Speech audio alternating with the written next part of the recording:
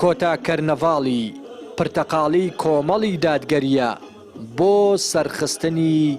لیستی 147 لەژێر دروشمی ڕایان دەگرین لە دەڤەری ڕاپەڕین لەلایەن مەڵبەندی ڕاپەڕینی کۆمەڵی دادگەریەوە بە ئامادەیی مامۆستا عەلی باپیر و بە بەشداری ژمارەیەکی زۆر لە ئەندام و لایەنگرانی کۆمەڵ بەڕێوە چوو. ئەمجارش کۆمەڵەکەتان کۆمەڵی دادگەری کوردستان بە کۆمەڵێک بربژێری بوێر و ئازا و دلێر لە بازنەی سلێمانی و پۆلێک لە دەڤەری ڕاپەڕین بە دروشمی ڕایان دەگرین هاتۆتەوە مەیدان بەڕابردوومان هەڵمان بسنجێنن. هەڵوێست و کارەکانی فراکسیۆنەکانی پەرلەمانی کوردستان و ئەنجومەنی نوێنەرانی عێراق کە چۆن لە دژی زوڵم و ستەم لەبەرەی هاوڵاتیانی هەرێمی کوردستان بوون و ئێمە ئەوڕۆ لە دەڤەری ڕاپەڕین وەکو مەڵبەندی ڕاپەڕینی کۆمەڵی دادگەری هەستاین بە سازدانی کەرنەڤاڵێکی جەماوەری بۆ لیستی 147 لەبەرەوەی ئەو دەڤەرە خەڵکی ئیسلام دۆستی یەجگار زۆر لێیە و دەنگدەرانی کۆمەڵی دادگەری زۆر بە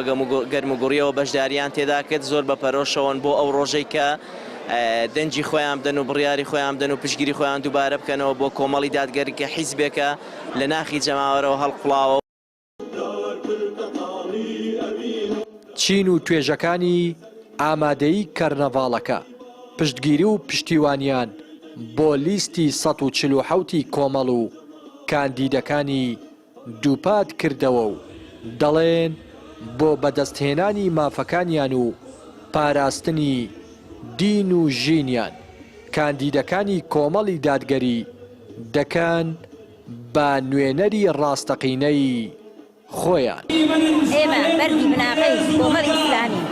خۆمان شانازی بەو کۆمەڵی ئیسلامیەوە دەکەین دەک ئەدەین لە کۆمەڵی ئیسلامیە 147 کۆمەڵی لەبەر ئەوەی کاندیدەکانی دەستپاکن دەمپاکن ڕاستگۆن لەگەڵ خەڵکیدا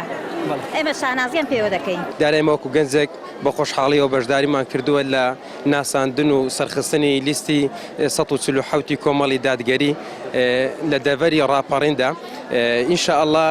دەنگەکانمان یان ئەو کەسان ئەو کاندیدانە هەڵدەبژێرین کە دەنگی دلێرن. ئێمە وەکو گەنجان ئەمڕۆ بەشداریمان کردووە لە کەرنەڤاڵی سەرخستنی کۆمەڵی دادگەری کوردستان لە دەڤەری ڕاپەڕین بەڵێ هەروەکو ڕوون و دیارەکە ئێمە وەکو گەنجان ئومێدێکی زۆرمان بە کۆمەڵی دادگەری هەیە کە لە داهاتوودا لە خزمەت گەنجاندا هەروەکو چۆن لە پێشترشە لە خزمەت گەنجاندا بووە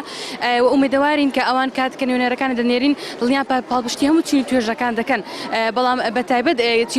چینی گەنجان. کۆمەڵی دادگەری با لیستی